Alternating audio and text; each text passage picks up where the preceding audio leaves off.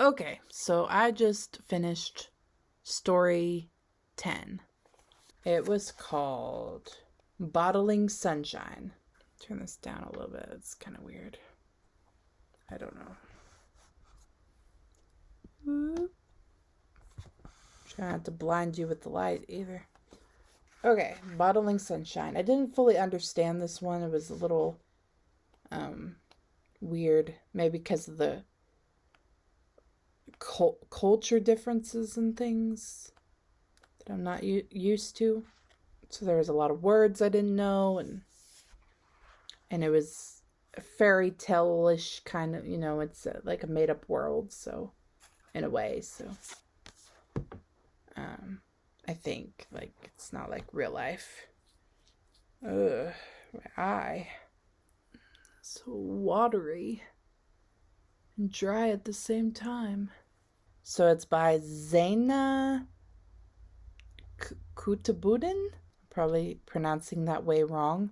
It's about a girl named Yadira, who I imagine to be like teenager-y, but I don't know if it ever really says what her age is. But she's a little bit older. She kind of takes the responsibility of like helping to take care of her younger brother and sister and helping provide for the family and stuff like that. She has a younger brother named Yusuf and a younger sister named Yasmin, and they live with their grandma. Their mom, dad, and grandfather passed away. So it's just them, 3 kids with their grandma, who is aging and, having a hard time getting around and doing things. They live in a very poor place, community. They struggle. They barely have enough food or clothes or anything like that. And they collect sea glass at the beach in the early mornings and at night.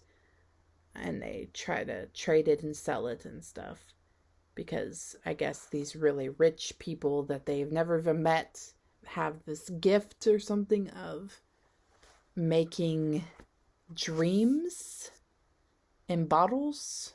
They like make bottles out of the sea glass in a certain way. Like they have a certain formula to it that is secret, and they can bottle dreams that do different things, kind of like magic potions, and then they sell them. And her family, they don't collect enough glass to, like, they're barely gonna make it, and they don't really collect enough to survive, it seems like. And even though her grandfather was the one that kind of like started it all and was like the most prosperous of sea glass people, but then now there's like tons and tons of competition, and they're at the bottom rung of sea glass people that buy and sell sea glass. Now they're like way down low. Her younger sister is outgrowing her shoes.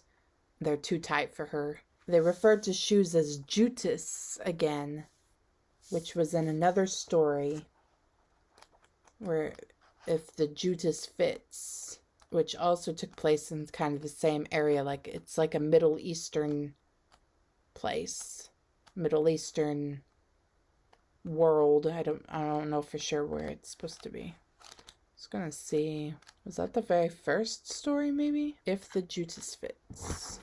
I was gonna see if it was the same author or not. Nope, different author. Nisha J. Tully. But the names sound like same, but it's spelled different. This is Jootis, Jootis, and that was shoes, and then this one it's like Ju, I think. So her younger sister needs new shoes because she's outgrowing hers, but they have like nothing. They have like no money or nothing. Her grandma gives her something to take to the bazaar, like the marketplace, to trade, to try to get some shoes. Some used old shoes, but something that's good enough, for newer shoes for her. And Yadira doesn't look at the package, so she doesn't know what it is. They go into this area where they trade like leather and shoes and stuff. And this guy yells at them and says, "Oh, you're so and so's kids." Like he knows their father's name, recognizes them, and so they start to talk to him. And he's like, I knew your father. I went to school with him. I knew him when he met your mother." All of that. So he's kind of nice to them. So she's like, maybe this is my chance to make a deal. She says, we need shoes for her. And she gives him the package. He opens it up, and it's old shoes of her father's. She didn't realize that's what it was going to be. It's old shoes of her father's, and they're really worn out and stuff. And he's like, this will take more money to fix than they're worth. She doesn't really want to give away her father's shoes because of sentimental reasons, and so it's hard for her. She's like thinking, I'll just take them back and we just won't do this deal. But he goes and gets some like sandals, I guess open-toed sandals, which they were wanting to get closed-toed shoes, I guess more sturdy shoes or whatever. But he goes and gets these open-toed sandals that are in pretty good shape, and a book, an old tattered, like really bad condition book, and he says he'll give them those for the shoes. And she's like, well, those sandals are decent quality. Like, that's probably the best deal we can do. And he says, well, since I knew your father, I'll even throw in a dream for you. And gives them a little dream, I guess, a little bottle with a dream in it. And I guess it was kind of hard to tell from the book. It was hard for me to picture. I'm guessing that it's a little bottle with this cloudy, smoky, maybe liquid inside of it, sort of. And you drink it before you go to bed, and then you have a dream. Basically, it gives you this nice dream of something that you would want, like you want to imagine yourself doing something, and so you have this beautiful dream in your sleep. It's like a luxury thing. And her little brother and sister are, like they really like dreams and they want to have them. They want to get those bottles, but it's not something they can go and spend their money on. So her younger brother, Yusuf, wants it, and she figures he's just going to try to imagine himself as a great soccer player or something, or is it soccer or cricket?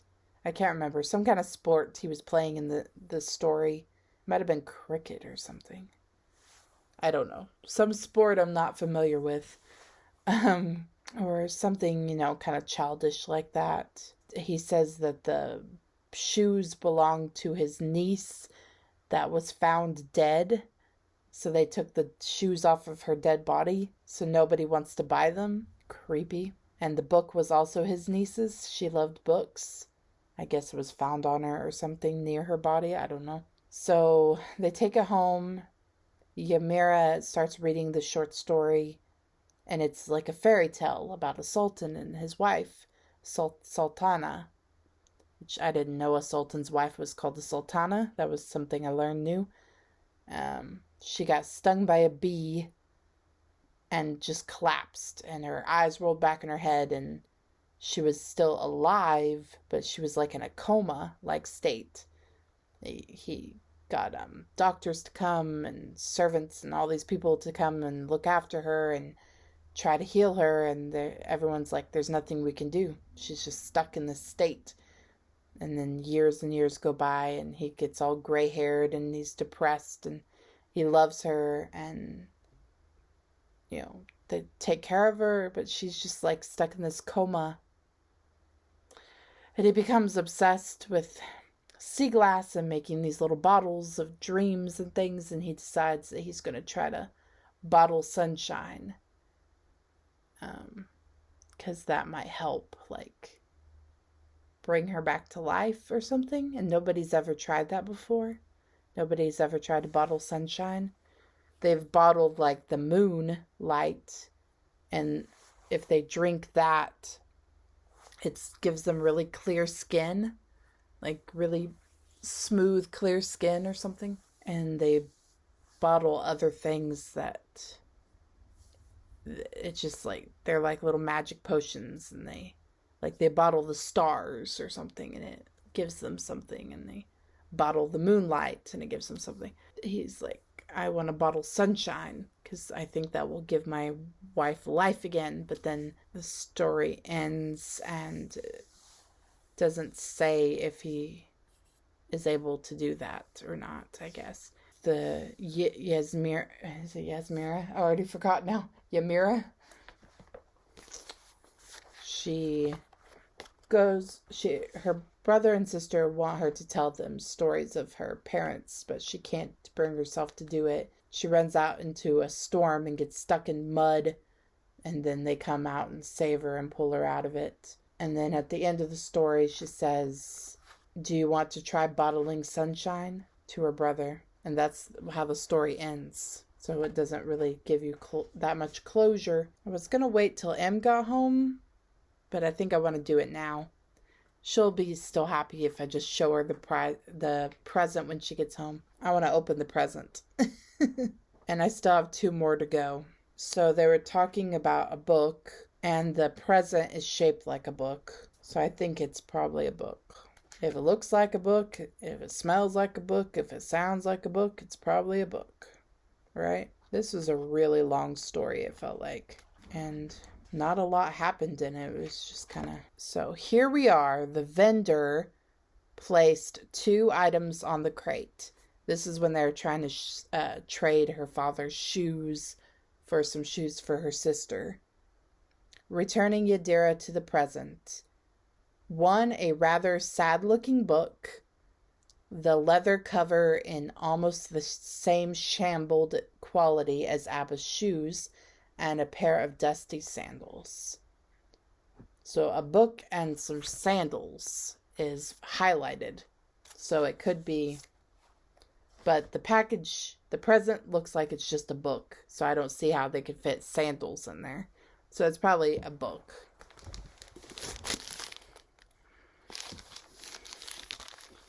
Definitely feels like a book wrapped in plasticky paper.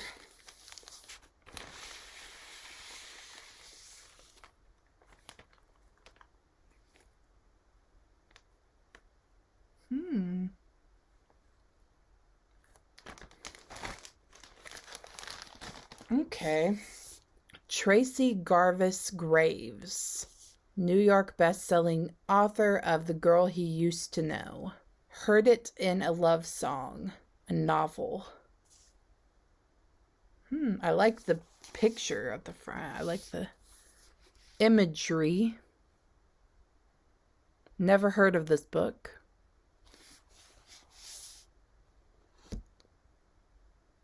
Praise for Heard It in a Love Song. Tracy Garvis Graves' Heard It in a Love Song is filled with so much warmth and so much hope. Reading it feels like listening to your favorite song while curled up with someone you love. I'll be thinking about these characters and their passion for life for a long time to come.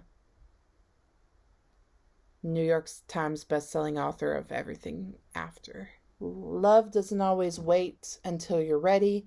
Layla Hilding is 35 and recently divorced, struggling to break free of the past, her glory days as the lead singer in a band, and a 10-year marriage to a man who never put her first.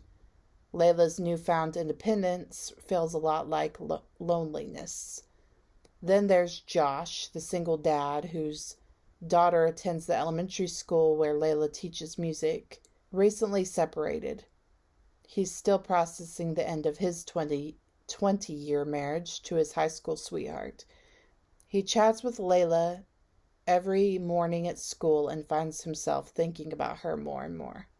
Equally cautious and confused about dating in a world that favors apps over meeting organically, Layla and Josh decide to be friends with the potential for something more. Sounds sensible and way too simple. But when two people are on the rebound, is it heartbreak or happiness? That's a love song away. Sounds pretty good. All right. Well, that's that. Another book. Two more presents to go. I keep saying prizes because they feel like prizes to me. I've won a prize even though I did pay for it. So it wasn't like free. Prizes are free typically. See you later on the next reaction or video or whatever. Please like, subscribe, and leave nice comments down below. Bye. Have a nice day too.